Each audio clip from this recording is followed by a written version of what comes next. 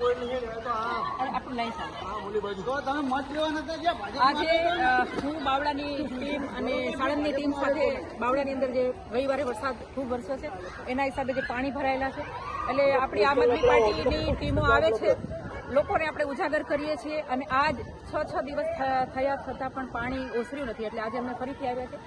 આપણા આમ આદમી પાર્ટીના બાવળાના શહેર પ્રમુખ સંદીપભાઈ છે, એને અત્યાર સુધી કોઈએ ઉજાગર નહોતું કર્યું. જો આ સંદીપભાઈ અવાજ ના ઉઠાવ્યો હોત તો ક્યાંય કોઈને ખબર ના પડત અને આમનામ જ રહે. આ સંદીપભાઈના અવાજથી આજે મીડિયા અને પ્રશાસન થોડું જાગતું થયું, થોડુંક એટલે ગોકળગાયની ગતિએ પ્રશાસન જે જાગતું થયું છે. તો એમના માટે આપણે બધાએ લોકોને જેટલી અમારાથી આમ આદમી પાર્ટીથી જેટલી સહાય થાય છે એટલે અમે સહાય કરવા પણ આજે આવ્યા છીએ.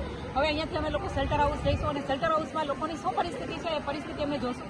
ત્યાં એ લોકોની શું જરૂરિયાતો છે એ જરૂરિયાતો, ધારો કે એની પાણીની જરૂરિયાત છે તો અમે પાણીની વ્યવસ્થા કરીશું અને સાથે એને જમણવાનું કંઈ હશે તો અમે એને ફૂડ પેકેટ પણ અમે આજે આપવાના છીએ. એટલે અમારા બાવળાના સ્થાનિક જીતુભાઈ છે, ટ્રેડ ટીમના વાઇસ પ્રેસિડેન્ટ છે, એમને સાથે લઈને અમે આજે આવ્યા છે. કારણ કે બાવળામાં અમને જે જગ્યાએ પાણી ભરાણા છે તો જીતુભાઈ અને સંદીપભાઈ અમને બતાવ્યું છે કે અહીંયા પાણી ભરાણા છે. મીડિયાવાળાઓ આવે છે, આવીને જતા રહીએ છીએ. ઘણા એવા મીડિયાવાળા છે કે જે એમના પોતાના મીડિયાવાળા છે તો અહીંયા દેખાડા જ નથી.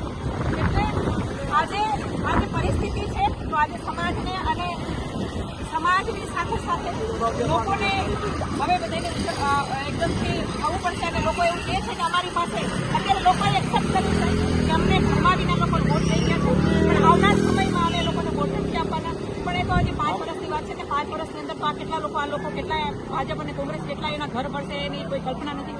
એટલે અત્યારે તો જેની પરિસ્થિતિ છે તો એ પરિસ્થિતિને માપવાને અમારાથી જેટલું આમ આદમી પાર્ટીથી જેટલી સહાય થાય છે એટલી અમે સહાય કરવા અમે લોકો અહીંયા આવ્યા છીએ બાવળા.